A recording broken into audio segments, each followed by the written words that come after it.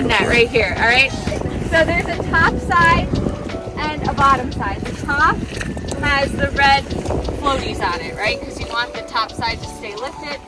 That side, the bottom has little like weights on it to help keep it down at the bottom. And so as you go out, you're just going to walk straight out into the water, and you want to press the bottom of the pole forward. Yeah, so you want it on an angle, right? And you want to keep it as low as you can, like practice just dragging on the bottom. The other thing is you want to stay sort of as far apart as you can to keep the net wide and tight. Yeah, good. And then, I don't know, you're about the same height, maybe you're a little taller. So when you get out, then I'm going to say circle, and you're going to stay still, and you're going to make a big circle all the way around. Oh, that's a and then circle. we're going to walk back in together, and I'm going to help scoop up the bottom of the net. Then we're going to lay it right here on the beach, and hopefully there's going to be things on it. A fish out of water. That's where you all come in. We're going to fill up some buckets of water while they're out with the net, and then you're going to scoop up whatever we catch and put them into the buckets of water. Okay? All right, go for it. So there should be some tubs, some buckets back in the wheelbarrow.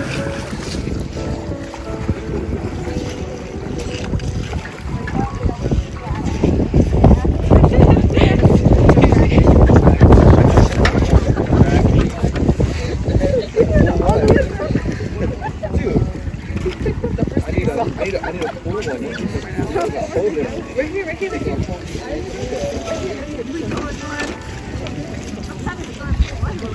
Make sure that bottom is like scraping into the leg stand there. What are you doing? Are you sure you want to do this, Bree? Alright, so you can circle now.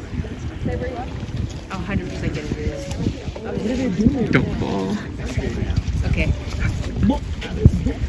Wait, how far are they gonna go up? I mean, she has to like circle, like around her.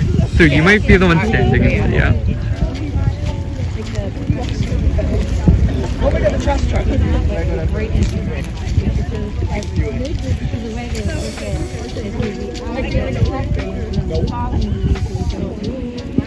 Okay. Alright, kids, now you're gonna kind of turn around and start to walk back in.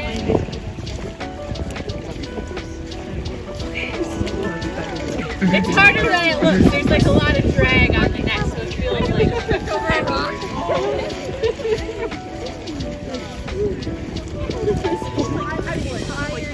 Alright, so who's ready to scoop? Scoop. Yeah, you're gonna have so to scoop like, up whatever's in the net and put it into the containers over there. I'll record you scooping.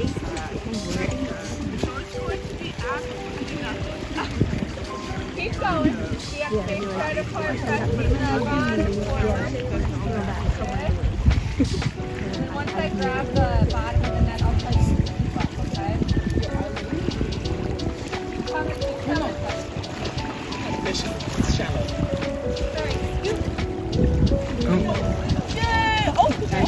Wait, a fish? There's a fish. I'm gonna lay it flat. Bree, you gotta get ready to scoop, girl. Lay it flat.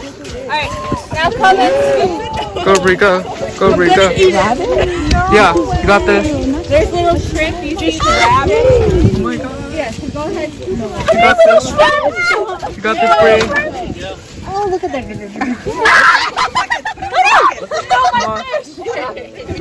There you go. Oh wait, there's more shrimp. Oh my god. There's more You got this, Bree. Go ahead. There's so many shrimp over here. Oh my god. This is just Oh, thanks. You're nasty. Yes, breakfast. Shrimp Joe.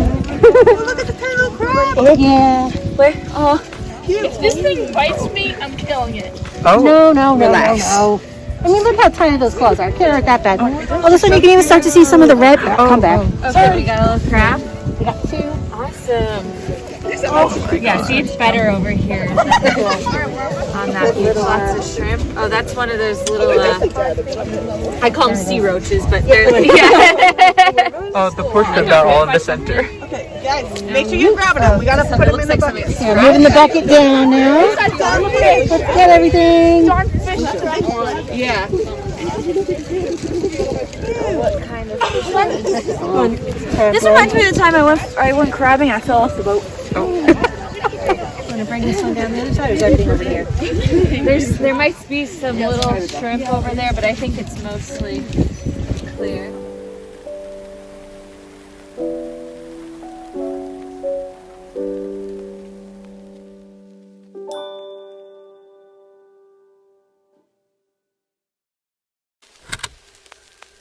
Okay. Yep, so just grab on. This You is just not gotta a make good sure idea. the red part's on the top, so you're good. And then, yeah. This is all the way thing looking at. Perfect. It's like you're sweeping or mopping, right? Across the bottom. Good. Yep, and then just stay apart. You're gonna circle around. You're a little taller, so when I say circle, you'll just stop and then you'll circle around. Okay? Go for it. You got it.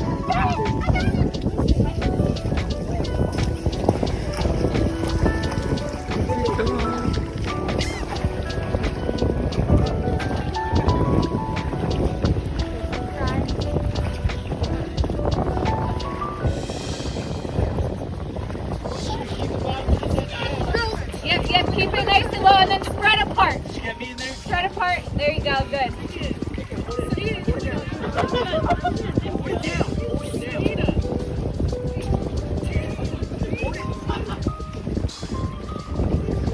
Alright, you can start to circle around.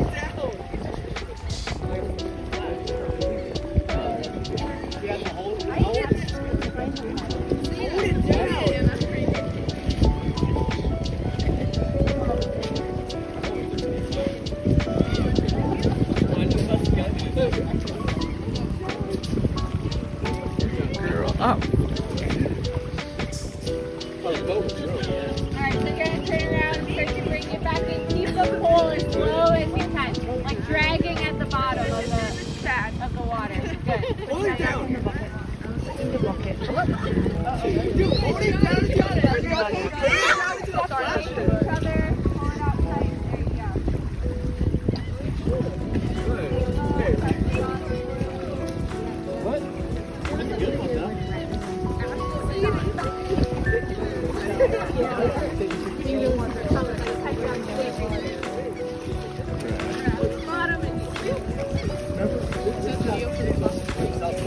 Maybe. Down. Alright. Yep. I'm gonna grab it. Yep, go ahead. Got another strap. You guys want to grab any of the bins? Bring them down. Bring them up. Yep, go ahead. Scoop.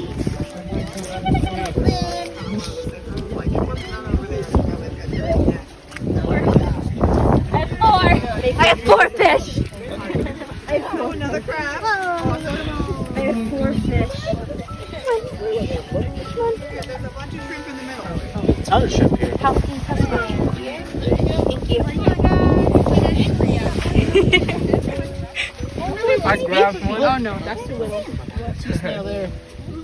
There's so many shrimp in the. Oh my god. Okay. That's enough service for today. More shrimp there. Come on, this is Red Lobster. All you can eat. Come on. I've never been to Red Lobster. All you can catch. Sure.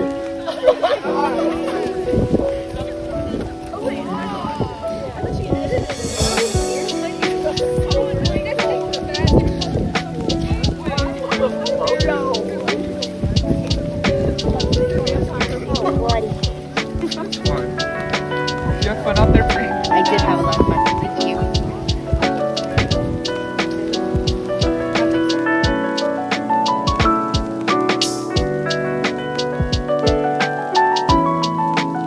Abundance of these little things is a good sign for sort of the health of the ecosystem. So let's just talk about like climate change, because that's sort of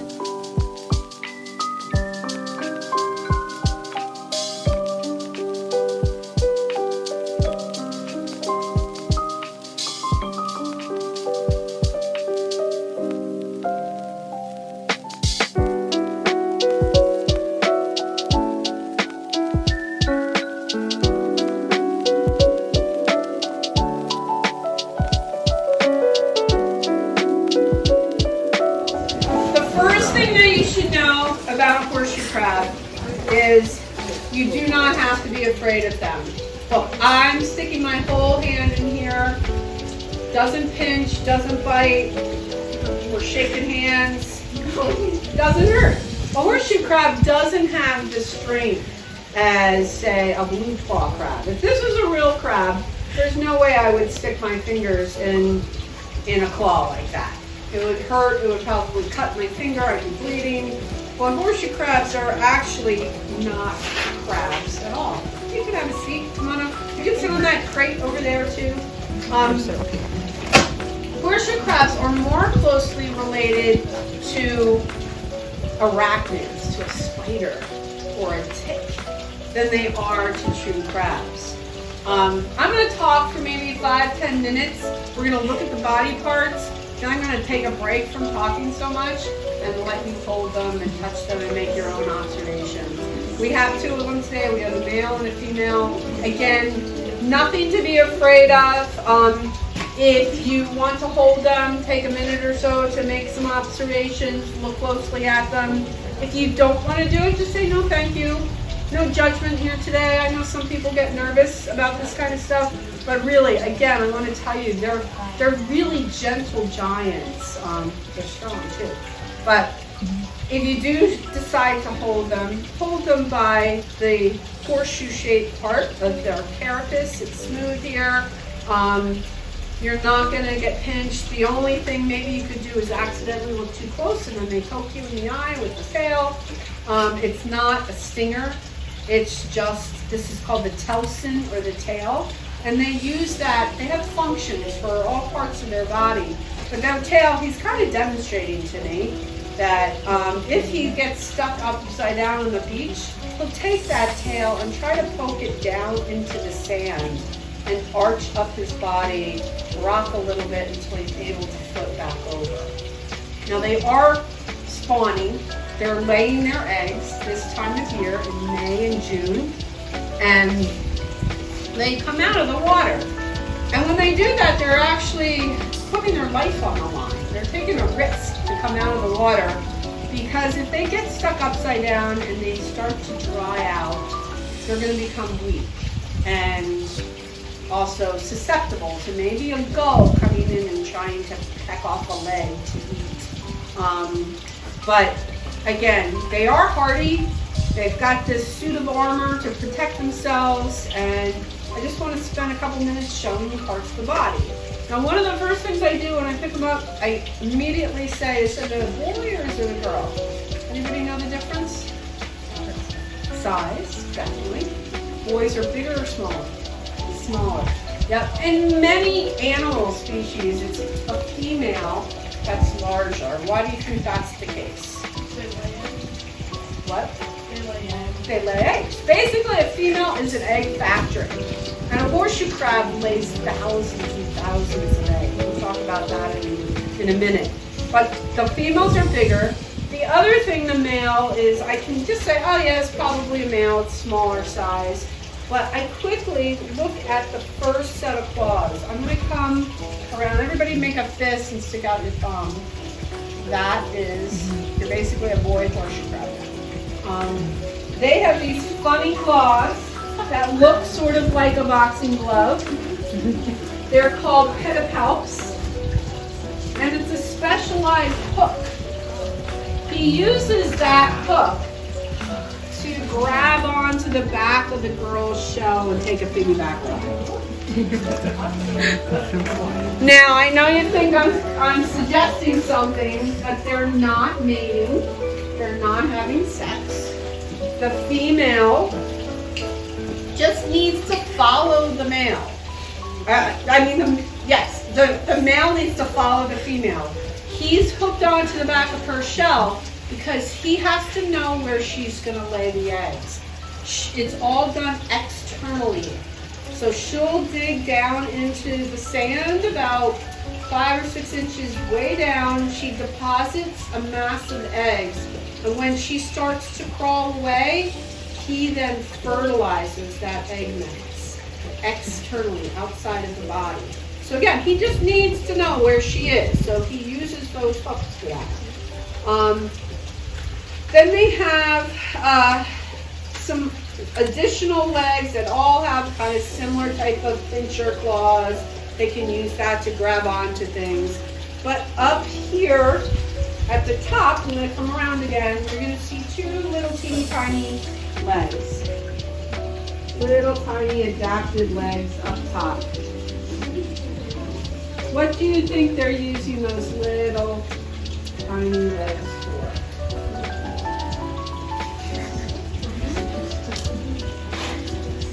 Any guesses?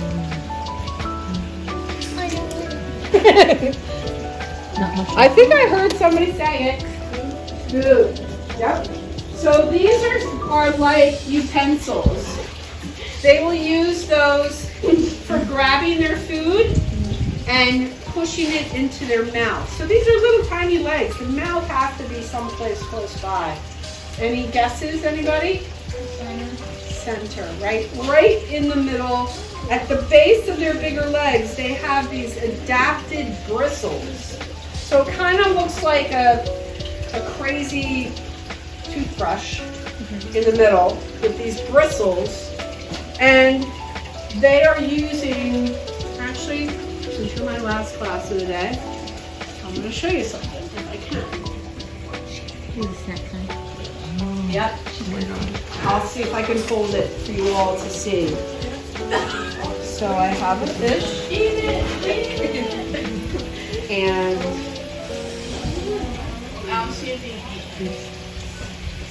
maybe he's not hungry. I'm just going to wiggle it for a second. We're going to taste it actually with, and he already ate one. For some reason the female didn't want to eat, so I thought maybe, hey, can you demonstrate for me?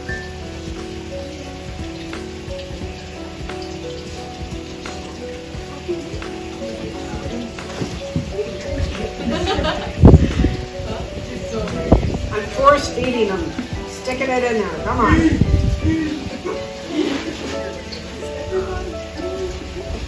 Usually, well, so in order to eat, they have to wiggle their legs around and it'll start, oh, here we go. It'll just start, the bristles are kind of bent inward, so they'll just start to move and it'll just disappear. It's not, they don't have teeth or anything, it just, there's a soft spot in there that, here, I'm going to put it. Where does the food go? Like this? In the mouth area? Well, no, both where? In the middle? Yeah, I actually I have to look at the anatomy chart. I think there's just a kind of a stomach cavity in the middle here. This carapace region, kind of the main parts of its body, the heart and everything is located right there underneath the legs. So I guess the stomach is close by. Come on. It's in there. Anyway, I'll continue to talk and it might start to disappear. So he has those little adapted legs for pushing towards the middle. These last set of legs here are for swimming. They're kind of like petals, flower petals. And again, I'm holding him upside down. So if he was the right way, you would see how those legs are good for pushing. I have a leaf stuck on me. Back here, anybody know what these are? These are gills. They're called book gills because if I open them up, they're going to look like pages inside of a book. I'll open up a chapter and you're going to see these flaps in there. Does that hurt him? So again, these guys have sort of like a suit of armor. They're really tough. They're used to coming in and out of the water. They really don't have, once they become an adult, they really don't have any predators. Maybe a sea turtle has been known to try to crush into their shell, but not very common. Yes. With females, if you look at their gills, that's where the eggs are, right? Yeah, so what I'll do is, I'm going to just sit him here. He might wiggle around and make that go away. I'll take the female out for now. Yeah. Oh, wow. So the first flap on the male and the female is where either the eggs would be coming out or he would secrete the semen. So the eggs do come out there near the gills, and yeah, she's strong. Like I can open her up, but you can see she's kind of in a defense position. She's curled up. She's using that tail to kind of ward off a bird or anything trying to come in. But she can also arch back. She wants to flip back over. And here's the muscle that operates that tail. Some people have thought it was a good idea because they were afraid to pick them up by their tail and fling them into the water that way. Not a good idea. You could accidentally pull the tail off. It won't kill the animal, but it would be at a disadvantage. It would be, you would disable this animal in a way in that it would not be able to flip over as it should naturally be able to do so. You're not hungry, are you? You already ate a fish. Come on. It's slowly disappearing. Yeah, I guess it is. He should be wiggling a little bit more. I've been taking him in and out of the water so much. He might be a little bit stressed from being held so much, but I'll flip her over and we can see two big bumps here. What are they? Eyes, that's right. See little tiny dots right here. What is that? Does she need a nose? No. She doesn't need a nose because she has gills. She doesn't have lungs or a nose. These are also eyes, and you can see it. Whoops, as I throw this around. You can pass that around. See the two little tiny dots right in the front? Steven, Those are not nostrils. Those are actually simple eyes. They use those to see. They're actually really, really great night vision. So they have these two big eyes, which are compound eyes, but then additional small photoreceptor cells, another 7 of those, some back by their tail, some up front. So they have great night vision. When they're coming out to spawn, especially during the nighttime high tide, they're really good at being able to see each other with those special receptor cells. So again, it's really important that they stick together for spawning. You have a question? Sorry, I thought that when people cast it, why don't the females have that? Well, there's so many. I mean, they can tag both male and female. We'll talk about that in a little bit, but I mean, when we tag them, we're only tagging a very, very small percentage of them.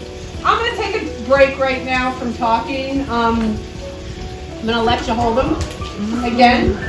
If you don't want to, just say no thanks, pass it on. I have heard a rumor that if you give a horseshoe crab a kiss, you get 7 years old. I would advise not kissing right there in the middle of the mouth. You might want to just go on the side. She's spiking you up. She get her excited like, just be careful.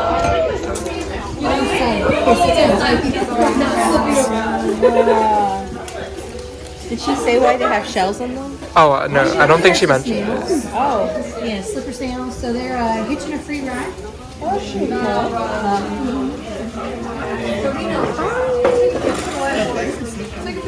I love how the fish is still in there too. Yeah, like he's that's just hilarious. like, I refuse to eat it. It's like he's throwing a little tantrum. Yeah. We have a little baby one in our room this year, Really? and I'll get him out because they're sticking in the sand. So I'll that's yeah. cool. So like this big, his name is Max. His name is what? Brine shrimp, and I'll like flip him over and give him a little brine shrimp, let me from start to eat it, and then put him back down. Oh, it's cute. Alright, I'm gonna kiss you. Nice. You wanna hold it? Do you want me to videotape you? Oh yeah. Oh my god. Okay. So I got my hand in the video for a second. Oh my god. Okay. Thank you. I'll move my heels in here. You Nice can to meet just flop you. her back in the water, Oh my god, you're gonna get legs flopper down back. when you're done. Okay, just a couple other things I wanted to share with you. Look, Lola, she's going deeper. I forgot to mention, horseshoe crabs are actually considered prehistoric animals. What in the world does that mean? Something prehistoric.